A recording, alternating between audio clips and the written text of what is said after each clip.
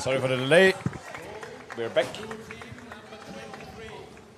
And we come straight in for a goal by Barcelona by number 23.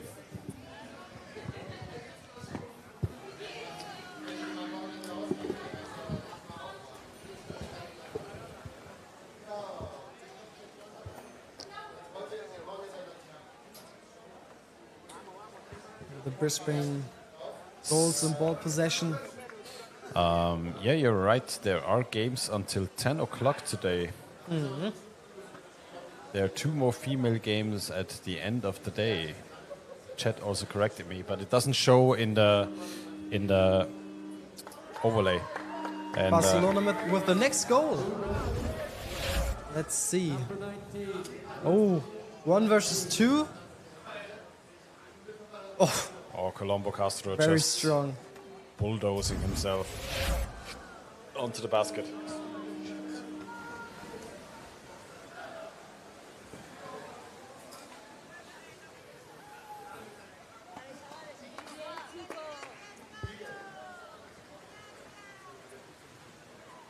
Now the Gauls moving forward, trying to create an opportunity for themselves at the Barcelona basket.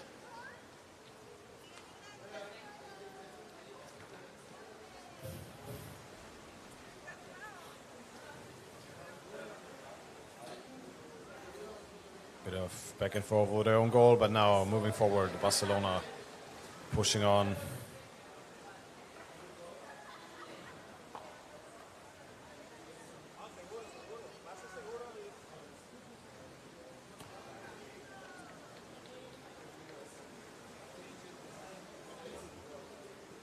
Back in, player's position on the right. Was expecting his player to be there, nearly pass to the defender, but defender in position now. Oh, doesn't know really where the ball is. Very nice in and out here from Barcelona, but now there's a referee call. Free throw against Barcelona due to holding onto the goal, I think.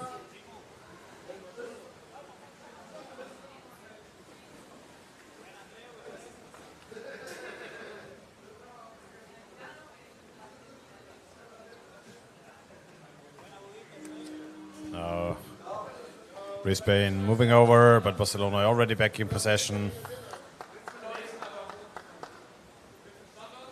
Jimenez trying to bring the ball all the way to the other side.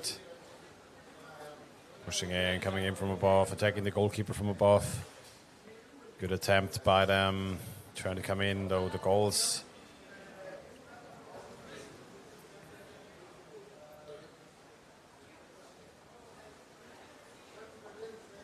able to defend so far.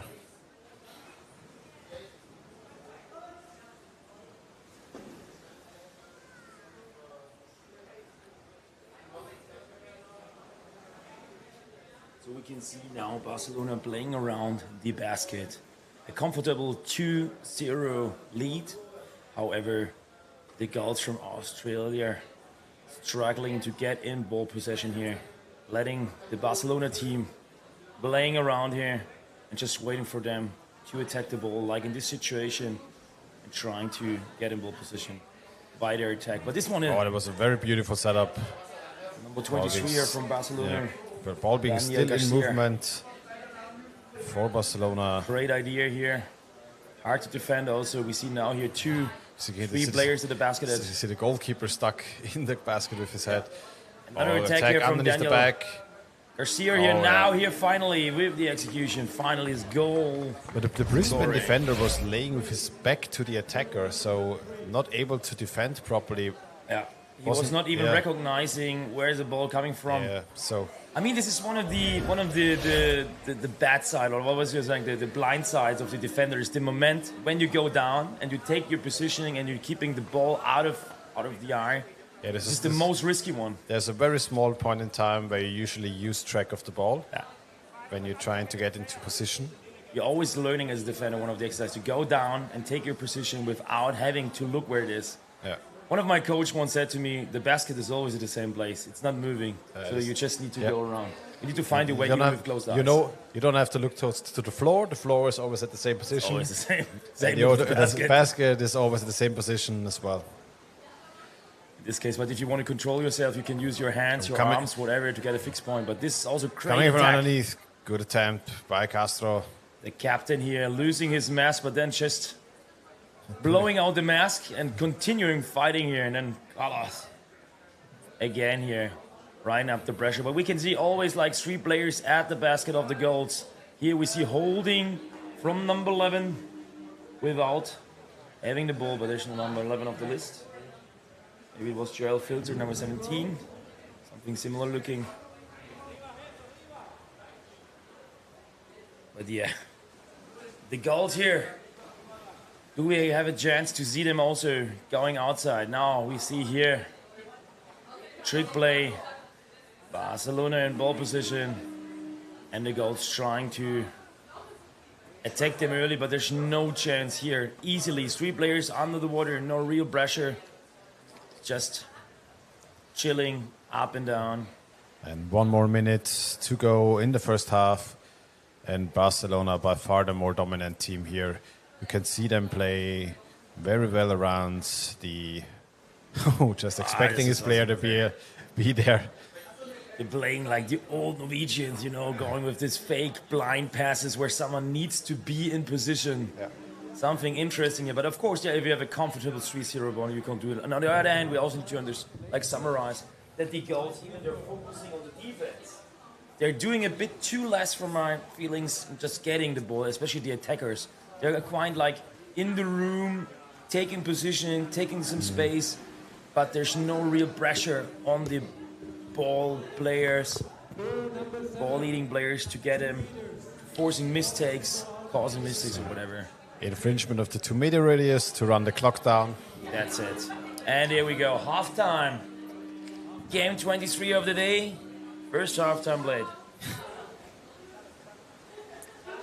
First half done. Brisbane coming to this game, and Barcelona showing them that they are here to compete, and by far the more pressing, dominant team thus far in the first half.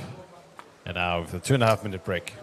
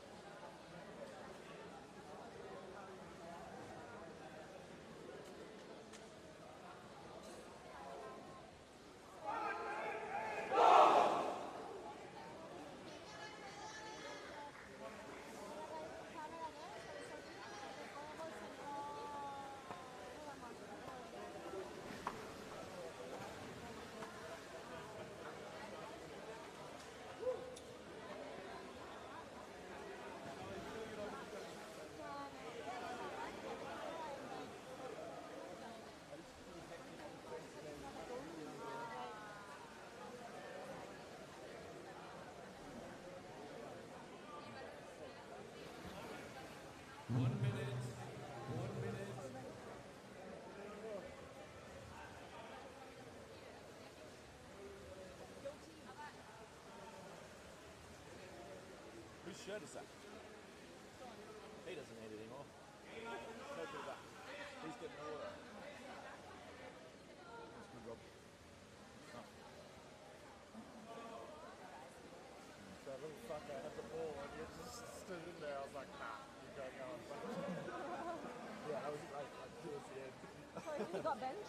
Huh? He got bench, number 7. Oh no, he did right at the end of the game, like the half end. And here we go again. Second half starting now. Nope. Not it. Bit of a delay. And here we go. Off we go now. Second half, Brisbane ball possession. We need a first challenge here. Then there we go again now. And immediately being taken away. Intercepted. Taken away.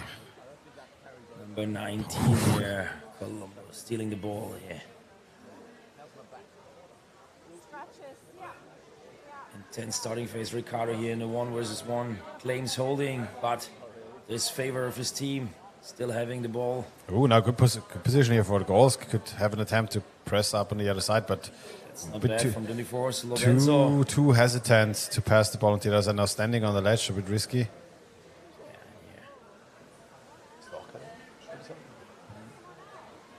And again, 95.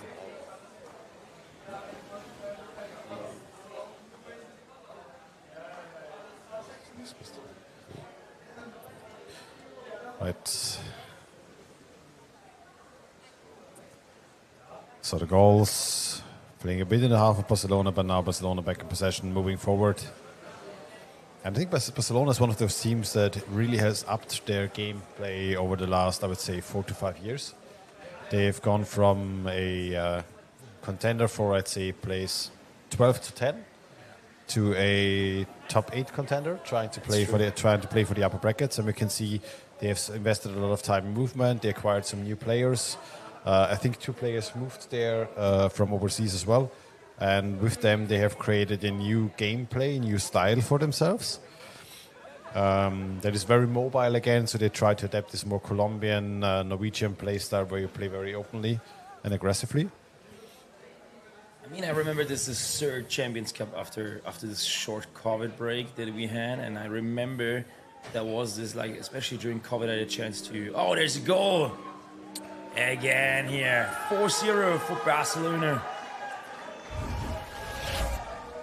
And here we see it again, number 41, Jesus Hernandez. He is scoring.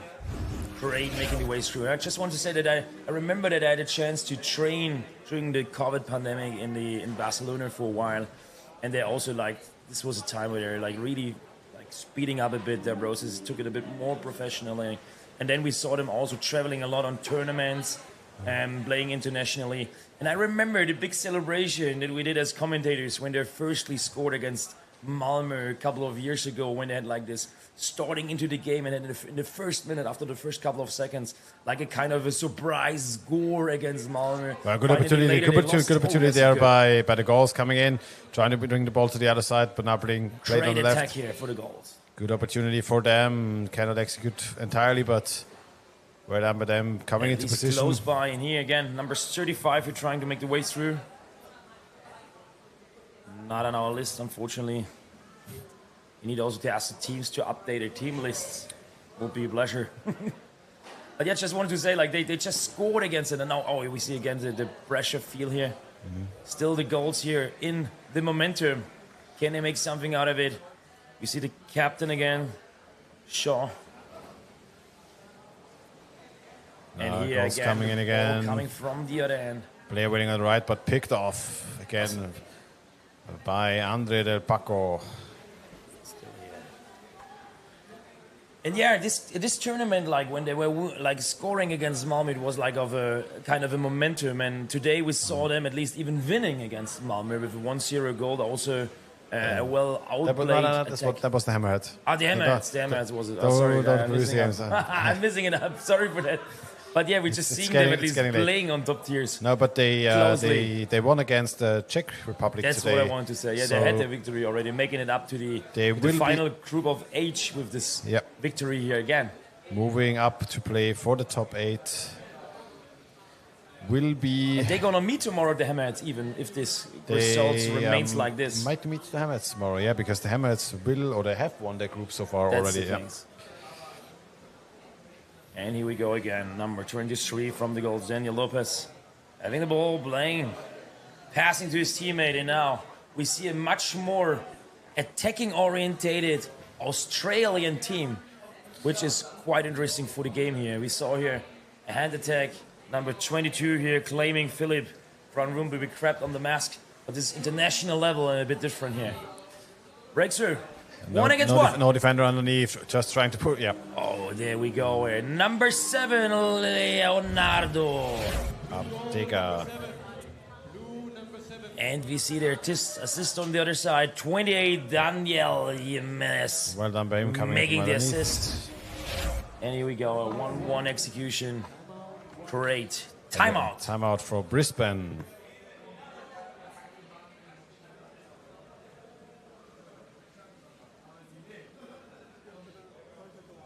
Australian champion taking the timeout here to reorganize. I mean, it was much better starting here in the second half. Like after the 4-0 kind of breakdown in the first half, they really started, had great opportunities even in their attack phase.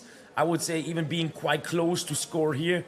And then on the other hand, then getting this fast break 1-1 situation and 5-0 score against them is a kind of a pity, isn't it? Yeah, I mean,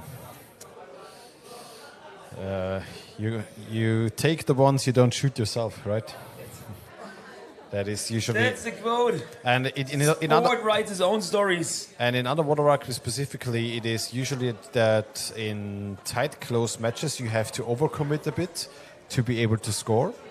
And on the return, if you're open, if you don't have enough players on the back, and you get a very fast counter attack against you, this is a very good scoring opportunity. And this, so the rule of you better score, otherwise you get scored on, is very true. But it's the same. Like all the players, like going in attack, and it was a close situation.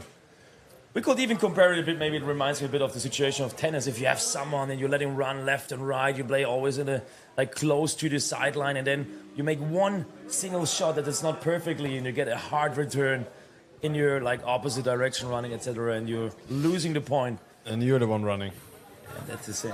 And it's also like feeling it under rugby. You can be so close and so close, feeling it. You're like having the foam in front of your mouth, like going crazy and scoring it, and then you're over-investing, as you said. We see it here again. You saw Ricardo here stealing the basket, but then the execution here takes too long, and there's another warning here. So the 2-meter warning against the team, which is at least also quite nice move, because they have stolen the basket, and then you go into the 2 meters, forcing the coach to remind you of a 2-meter system, while you see definitely here, taking the disadvantage. Yeah, so didn't start the game yet. And here we go again. Brisbane then. Execution. Free throw in favor, but then immediately attacked by 2 attackers forwards from Barcelona here, immediately getting in ball possession. Here, Ricardo. You see it at the basket, trying to steal the basket around here. No other job than just going and sneaking in. Trying to interrupt. Steele getting the arm in, but observed by the referees, and this was too much action. So Bob Robinson coming to the surface and giving a warning. Here we go. Oh, we see time penalty for Barcelona. Didn't notice it. Did you notice it? We see one player on the bench. No. So we see a time penalty against Barcelona. Against Barcelona. Power play goals. This is maybe why they are so motivated at the moment, and why Ricardo always tried to steal the baskets. For this one, their unsporty behavior, we can see it, is the warning call here. Yeah, he tried to exchange a couple of times with the goalkeeper from Barcelona, and was signaling him, touching him, that he's his exchange partner. And here we go again. And then, with just 5 players in the water, they're trying here to attack, having even an attacking move. You're stealing the defender position, making kind of a tunnel, offering the opportunity to pass the ball on the other side. And now scrum on the surface, passing the ball down. And here, 16 seconds left on the Australian power play, where it's still 4 players in the attack, in the front of Barcelona, which is quite impressive then, to go here such offensive against a team being handicapped with one player missing in the squad in the water. Now it's back in. Barcelona back in with 6. Power play over. 1 minute 20 left. Maybe number 1 just wanted a bit of rest. The extra rest, 2-minute extra rest on the penalty bench.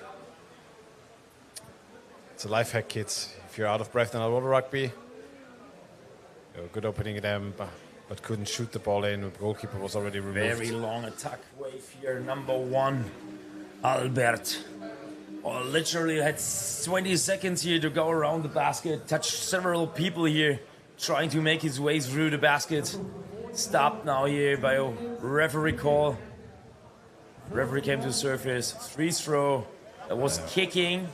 And now 42 seconds left in the second half. Barcelona up 5-0 with a respectable, very comfortable lead up on the Gauls. And they will go home today with 2 victories against the Czech Republic and against the Gauls. Which made the number 1 in the group, isn't it? Nope, number 2. Number 2. They lost one. They had Alisson in the group as well. Alisson. This is... Or is it no, Krefeld. I guess. Sorry, Krefeld is in the group. Krefeld 3-0. Yeah. Krefeld is in the group as well. That makes sense. It was a long day, a lot of results, a lot of teams who played here, and we see another great pass on the other side. But here we go. Penalty time, number 1. Again, this is against Brisbane. Gauls are now here. Handicap, power play for Barcelona. Last seconds of the game. Game is over. 1, 2. Oh, almost close. It was almost done here. Last chance last here. second attempt. But the referee